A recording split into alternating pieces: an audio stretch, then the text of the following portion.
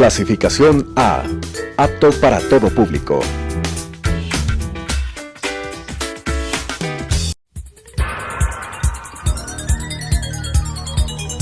Las opiniones vertidas en este espacio por la producción y dirección del programa son de exclusiva responsabilidad de sus autores y de quienes intervienen en ellos.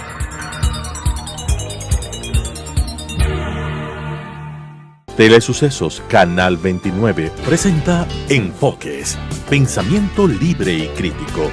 Día a día buscaremos diferentes visiones para la comprensión de la realidad del tercer milenio. Enfoques, un espacio que une noticia, análisis y opinión. Bienvenidos.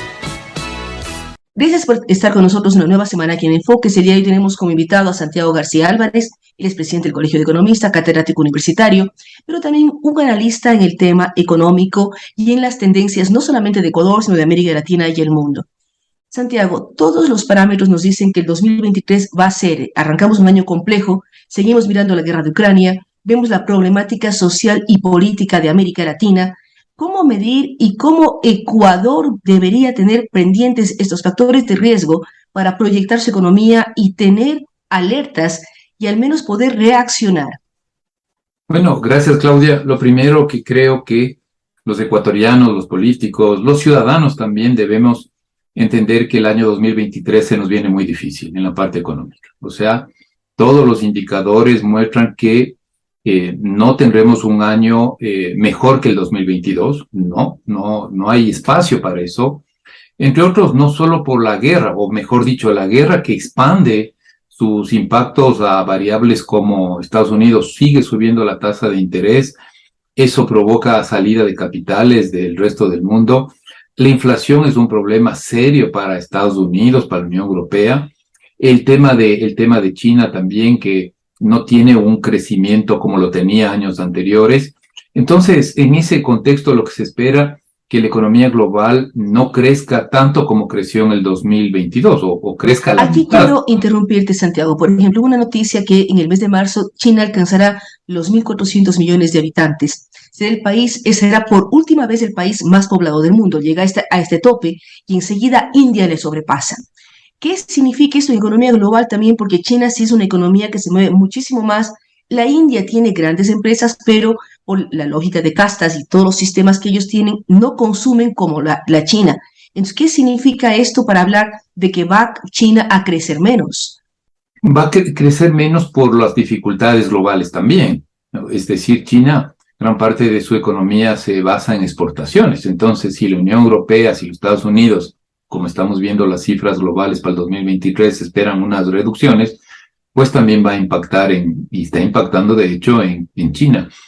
Lamentablemente, o de forma objetiva, no sé si lamentable como pudiésemos decirlo, pero en el caso de la India no tiene la fuerza ni el músculo ni financiero, ni económico, ni social, ni político para ponerse a la par de China, ¿no? Entonces no esperaríamos grandes cambios en el movimiento económico. Como dices muy claramente, va a superar en población, pero sigue muy rezagada, no es la economía, no está dentro de las 10 primeras economías del mundo, la India. Entonces eso parecería que va a seguir una tendencia en los próximos años a ir incrementando la población, pero no, como digo, no tiene la fuerza. Los tres actores principales de la economía global son Estados Unidos, la Unión Europea y China. Ahí está esa lucha tripartita, estos tres polos que marcan definitivamente el comportamiento económico, ¿no? Y Estados Unidos, hoy su preocupación central es bajar inflación, no hacer que por bajar la inflación suba demasiado el desempleo. La Unión Europea está declarada para el 2023 casi no tendrá crecimiento económico, lo cual genera problemas y malestar social. Y China, con sus problemas de salud interno, con sus problemas de no poder colocar como quisiera todos sus productos en el mundo. Es el bazar del mundo, ¿no es cierto? Ahí nos va a entender el público. Y ese bazar del mundo tiene problemas porque sus compradores también tienen problemas. Además tiene problemas con COVID, hemos visto las últimas cifras, o sea, tiene una serie de problemas además con cuarentenas, encierros, que a la economía china le generan problemas. Ahora, Santiago, ¿qué pasa en América Latina? Digamos que estamos lejos de la Unión Europea, lejos de China, vecinos de Estados Unidos. ¿Qué pasa con las economías latinoamericanas y con el propio Ecuador, que se habla de ser parte de la Alianza del Pacífico, de hacer acuerdos con otros países y con economías tan fuertes en América como México o Brasil? Bueno, en el caso de América Latina, el 2022 tuvo un comportamiento más o menos razonable en lo que es el crecimiento económico. También ya se ha presentado en América Latina este año que terminó problemas de inflación. Inflación en Argentina, inflación en Colombia, inflación en Chile, un poco mejor controlada en México, que son las grandes, de las 4 o 5 economías que son las de mayor peso en América Latina. Entonces, 2022 mostró una cierta recuperación, problemas sobre todo de inflación, problemas de alto endeudamiento, la crisis del 20, del COVID, no ha pasado, o sea, todavía los coletazos, los impactos están presentes en América Latina. ¿Cómo reaccionamos frente al COVID? La reacción fue, para la mayoría de países, mucho gasto fiscal, tratar de sobrevivir frente al COVID, pero eso significó endeudamiento externo e endeudamiento interno. Entonces, la previsión para el 2023 es que si América Latina esperábamos que crezca más allá del 2,5%, en el 2023, hoy las nuevas cifras dicen, no, a lo mejor 1,5, 1,7. Por eso es que, y seguramente nos hemos visto más bien los ecuatorianos, el pronunciamiento oficial del gobierno nacional diciendo que nosotros vamos a crecer al 3, que sería casi un poco el doble del resto de países latinoamericanos. Hay que mirar con cierta objetividad de eso, pero el mensaje para América Latina es que no va a ser un buen año el 2023, muchas dificultades. Si la economía global, como acabamos de mencionar, estas 3 fuerzas siguen complicándose más, lo más seguro es que tengamos restricción de nuestros mercados de exportación. Entonces, creo que esta previsión para el caso del Ecuador, creo que coincidimos los expertos económicos y también las cifras, llamémosle de organismos internacionales, estará entre el 2,5 y el 3%. En las mejores condiciones. Como estamos viendo que las condiciones pueden cambiar al transcurrir el 2023, lo más podría ser que no lleguemos al 3%, por tanto menor al 2022. El mensaje es claro para los ecuatorianos. Estamos frente a una tormenta, creo que es un buen ejemplo, ¿no es cierto? Gráfico, una gran tormenta encima de nosotros. Entonces eso dificulta, nos pone en muchos riesgos, que lo que dice la ciencia y dice la técnica, hay que mitigar riesgos. Es decir, los riesgos no dependen de nosotros. Esta gran borrasca económica que está sobre nuestras cabezas y sobre América Latina, hay que mitigar, ¿no es cierto?, con alternativas, con políticas. No va a ser un año fácil el 2023, Claudia. Me parece que ya deberíamos un poquito, de alguna manera, encontrar algunos consensos para navegar en esta tormenta, como yo lo veo, que nos está viniendo con mucha fuerza a través de la economía global. En todo lo que menciona Santiago, ¿cómo los ciudadanos, las empresas también debemos mirar? También hay un tema que es el qué pasa con los precios de los commodities como el crudo. El año pasado fue un año que sirvió mucho a la economía ecuatoriana, indudablemente por los grandes precios. Ahora ya ha bajado, está en algo más estable, pero no se sabe qué va a pasar. O sea, las imágenes de los últimos días de Ucrania son terribles, con bombardeos, con agujeros de bombas y yo no sé con qué más. Y eso involucra a toda la economía global. ¿Cómo mirar? Porque también igual que vendemos petróleo tenemos que comprar harina. Es así, entonces uno tiene un mundo de factores que también nos involucra de una u otra manera a todos. Más o menos la economía ecuatoriana tiene un grado de apertura del 50%, porque si uno suma exportaciones e importaciones y lo compara con la producción nacional, es decir, la producción del Ecuador, la mitad de la producción se vincula con el comercio exterior, imagínense. Además, es un país dolarizado. No es como Colombia. Colombia dice, muy bien, tengo problemas, entonces vamos a seguir depreciando.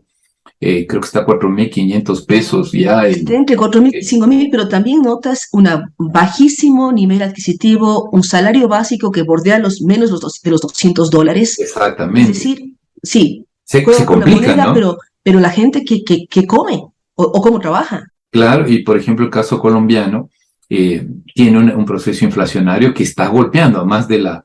Porque cuando uno juega a la depreciación cambiaria, eso no es gratis. Si no, miremos el caso argentino también. La inflación que proyectada para el 2022 va a terminar cercana al 80%, casi digo 80%. Imaginemos los padres de familia que perdamos cada año el 80% de nuestros salarios, lo que eso significa. Y Colombia también está en una posición no tan grave como Argentina, pero tiene esta situación. Entonces la reflexión, como bien lo mencionas, y como estamos tratando de contextualizar, Ecuador es un país muy abierto, incluido en la parte monetaria. Por eso hay que ser muy cuidadoso. ¿Eso es bueno o eso es malo? La famosa dolarización, o sea, si hacemos un saldo de los últimos 20 años ha sido positiva, pero cómo negociar y cómo ser competitivos también. Exactamente, es que eso por ejemplo, no hemos podido discutir, nos hemos ido un poco a los extremos en los debates económicos. No hay dudas de que la dolarización entrega un activo fundamental que es la estabilidad de precios. Ahí está, o sea, el año anterior sí terminamos con una inflación cercana al 4%, que es una inflación alta para el Ecuador. La mitad de la inflación, como dice el gobierno de América Latina, eso es cierto, pero para nuestro contexto, lo que tenemos que evitar es que siga subiendo.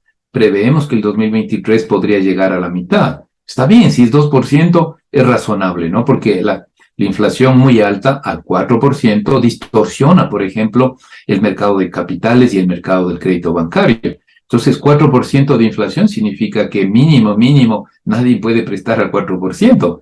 Entonces, eso, a su vez, al tener un costo tan alto, y eso ha provocado un incremento últimamente de las tasas de interés, hace que no tengamos el crédito, el mecanismo de la entrega del crédito bancario para la reactivación económica del Ecuador. Ahí está, por ejemplo, una circunstancia. Entonces, como tú bien lo dices, esto es mirar la economía con integralidad. Tenemos ventajas, tenemos desventajas. Ventajas, estabilidad cambiaria, no tenemos que preocuparnos por devaluar, pero tenemos que controlar la inflación. ¿Cómo se controla la inflación? Más producción. ¿Qué hay que hacer? Yo ahí Claudia, aprovecho, yo creo que es necesarísimo este momento llegar a un consenso sobre los costos financieros bancarios. Yo creo que hay espacio para un acuerdo con la banca, no con el discurso extremo, ¿no? Hay gente que cree que el enemigo a vencer es la banca. Eso no está bien, no es la forma correcta de pensar.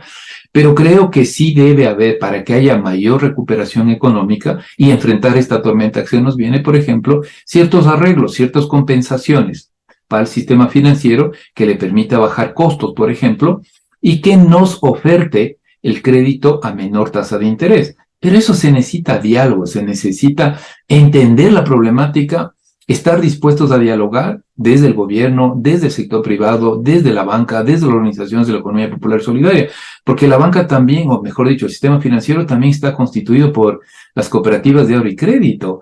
Muchos políticos se olvidan de eso, no solo hablan de la banca, no, el sistema financiero es banca, cooperativas de ahorro y crédito. Entonces, un buen acuerdo, creo, sería yo sé que es muy técnico esa parte, pero sería clave para que el sistema financiero entregue crédito a la producción. Y a través de eso, no solo esperemos crecer al 3%, sino que podamos tener una recuperación más fuerte y que nos permita generar empleo, que es la pieza, la pata rota de la mesa. Yo no discuto con el gobierno, sinceramente, en sus cifras, me parece que dice a veces parte de la verdad, pero está bien, dice una parte de la verdad. Pero sí, esto, por ejemplo... las cifras que nos muestran son positivas, o sea, estamos en una recuperación, las cifras macroeconómicas nos dan tranquilidad, pero lo que tú dices, ¿cómo lograr que los sectores productivos consigan crédito y se pueda realizar nuevos emprendimientos? Ahora, ¿qué ocurre con el BAN y con los créditos de apoyo a emprendedores? ¿Son reales, no son reales? ¿El monto de los créditos permite efectivamente activar un negocio? Eso, por ejemplo, no hemos podido llevar a un debate honesto, sincero, con perspectiva de país. Yo estoy a favor de los créditos al 1%, 30 años, 5,000, para los segmentos más pobres.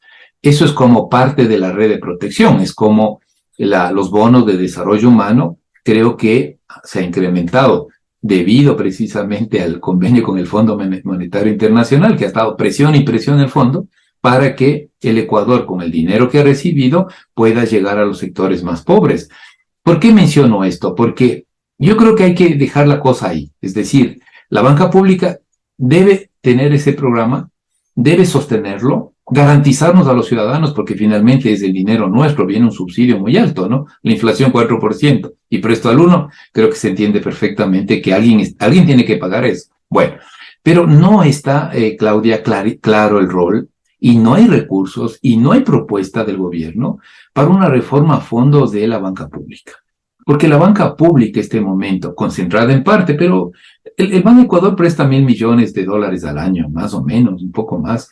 Pero estos créditos para los sectores más pobres llegarán a lo mejor a 200, 300 millones. Entonces, no es pues ese el crédito que va a reactivar la economía. Y cada vez la banca pública ha ido en retroceso en su participación frente al crédito nacional. Entonces hay que proponerse alguna política y más bien reclamamos una política que junte a la CFN, junte al Ban Ecuador para entrar al otro lado. ¿Cuál es el otro lado para mí? La microempresa, la empresa de turismo, llegar a las diferentes provincias con un crédito que facilite la producción, la artesanía. Pero eso no se está haciendo. Nos han hecho una propuesta incompleta de que va a fusionarse Ban Ecuador y la CFN, pero sin un plan de negocios, sin una idea clara qué queremos.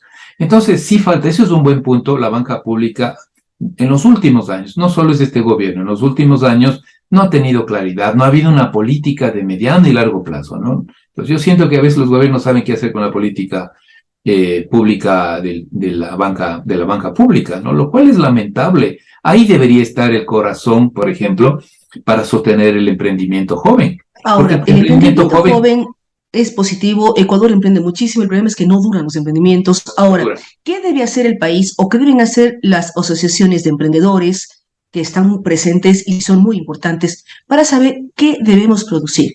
Porque de pronto se nos ocurre generar mermeladas, me invento, y todos generamos mermeladas. Porque Ecuador debe buscar no solamente el mercado local, sino el mercado global. O sea, hacia dónde deben ir los emprendedores y cómo la banca pública debe asesorar un emprendimiento. Decir, pero bueno, el nicho de mercado va hacia allá, las ventas o los productos deben ir hacia allá, y no solamente prestar, sino asesorar qué emprendimiento nos ponemos. Ecuador es muy exitoso con sus productos de estrellas. Uno puede hablar de camarón, banano, cacao y muchos otros productos nuevos, desde pitahaya, mango, uvilla. Todo lo estamos exportando de manera positiva, pero ¿por qué no emprendemos en las mismas líneas? Yo creo que ahí lo que está faltando en el país, pese a los esfuerzos que se han hecho, es una política integral de apoyo al innovador, al emprendedor. No existe eso. Lo que existen son acciones un poquito descoordinadas. Desde el Colegio de Economistas de Pichincha hemos reclamado. Hay una agenda comercial, y yo creo que el Ecuador, como había comentado, está muy abierto al mundo desde el punto de vista económico.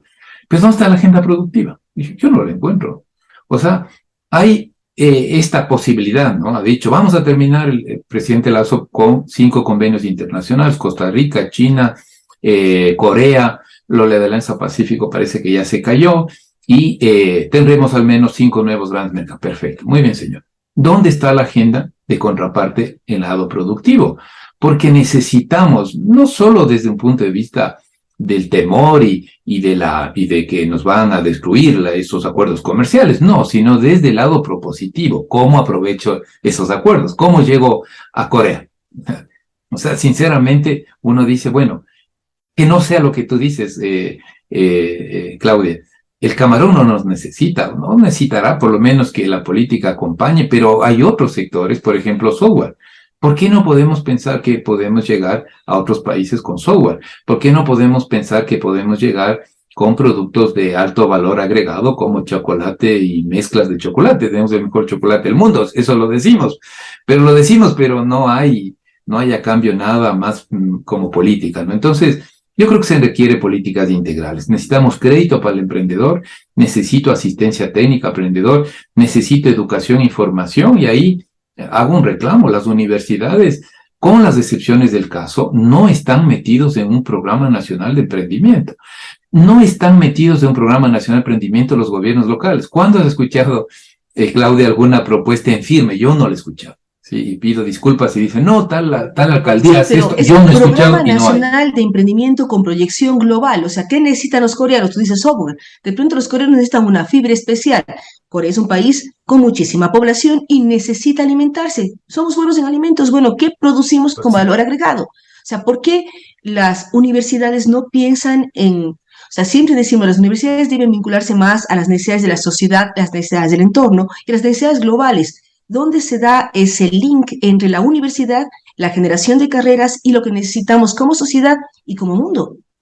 Bueno, eso parte, yo creo que en primer lugar, de una planificación, ¿no? Es decir, de un plan, por ejemplo, de un programa donde tengamos claridad. Y los programas y la política pública, lo que hemos aprendido en estos años es que las políticas públicas no solo es responsabilidad del gobierno y de los gobiernos, sino que la sociedad tiene que romper y salir de esa idea que no es buena, en que solo somos entes pasivos.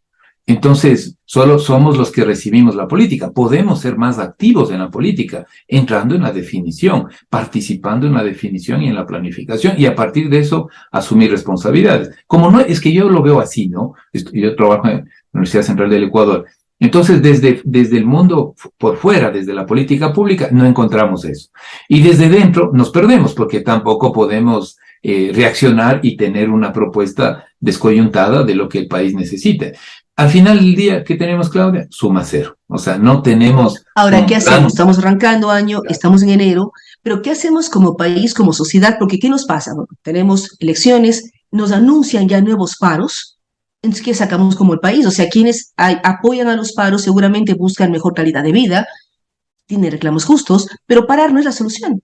¿Cómo buscar otro tipo de alternativas y que exista diálogos positivos y no de paralización? Llevamos muchos años ya, desde que estamos concentrados un poco en la ciudad de Quito, en la capital, con lo que se llama el Pacto Social, que incluso ha merecido el apoyo de la Unión Europea.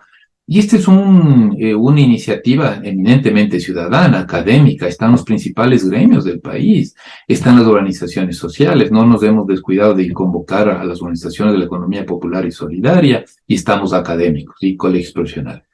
Entonces, yo lo que creo es que este 2023 deberíamos inaugurar algo, habría que mirar con detenimiento el llamado estas 5 mesas que ha hecho el gobierno, me parece que es una alternativa para encontrar esos acuerdos que nos permitan avanzar. No puedo llegar a ningún puerto, no puedo llegar a ningún lado si previamente no sé dónde quiero llegar. Entonces eso es un principio fundamental en lo que es el devenir de las naciones. Entonces yo lo que encuentro es dispersión de ese a dónde quiero llegar. Pongámonos de acuerdo, 3, 4, 5 cosas. Yo soy respetuoso, entonces digamos, bueno, las 5 mesas que acabo de decir, seguridad social, el tema productivo, muy bien, a ver, gobierno. ¿Cómo? Pues que también ahí viene también con mensaje político y núcleos cerrados, ¿no? No abren la cancha y por ejemplo, no sea, estoy pensando, ¿no? En esa necesidad de ponernos de acuerdo, no se han cerrado los diálogos con el movimiento indígena, yo lo veo así. Y hoy uno de los reclamos es qué pasó con el mecanismo de subsidios. En fin, pero no me quiero hacerme a un lado, sino la idea central sería que en estos meses, en estas semanas, podamos encontrar el mecanismo que nos permita estas mesas de negociación y diálogo, 4 o 5 temas, recogiendo las experiencias pasadas, ampliando la participación. Yo no estuve nunca de acuerdo que el tema, por ejemplo, de subsidios a los combustibles, no se haya invitado a otros sectores. ¿Por qué? ¿Por qué solo tiene que ser el movimiento indígena y el gobierno? Y el gobierno ahí nunca dijo nada, se quedó callado y no, incluso así no ha podido avanzar. Entonces, Claudia, yo creo que podría ser eso, el encontrarnos en unas mesas de diálogo, de consenso, para encontrar 4 o 5 temas fundamentales que nos permitan avanzar durante el 2023. Un tema que estamos luchando, no podemos empujar la reforma laboral, Claudia, no podemos. El gobierno le interesa, yo no le escucho al ministro del Trabajo hablar con claridad. Sí, tenemos. ¿Y cuándo presentó usted la propuesta a la Asamblea? Sí, hace 2 años. Muy bien. ¿Y la Asamblea qué? Hay 5 propuestas. Unas de los sindicatos, está bien, hay de otros movimientos y de los movimientos sociales. Pero no hay forma de que nos juntemos porque eso sería interesante. Y ahora la mesa de lo laboral en la Asamblea está por aprobar en los próximos días o próximas semanas un tema sobre las plataformas. ¿Genera empleo eso? ¿Genera tranquilidad o genera incertidumbre? Hay varias preguntas allí. Gracias, Santiago. El tiempo lamentablemente corre rápido. Creo que las líneas que pone Santiago García son muy importantes, generar espacios de diálogo, ver efectivamente hacia dónde ve el mundo y qué queremos o qué respuesta podemos dar como país y qué necesidades tenemos como país. Todos necesitamos trabajo, necesitamos estabilidad, necesitamos seguridad jurídica, reglas claras que permitan avanzar y además empujar los emprendimientos es fundamental porque eso genera trabajo, pero siempre y cuando exista un norte. Emprendimientos en qué necesitamos, en qué somos más competitivos, en qué somos mejores, para qué estamos preparados. Así es que nuevamente gracias a Santiago García y a ustedes que nos han acompañado el día de hoy en Enfoques. Nos vemos en una semana más aquí en este espacio. Las opiniones vertidas en este espacio por la producción y dirección del programa son de exclusiva responsabilidad de sus autores y de quienes intervienen en ellos.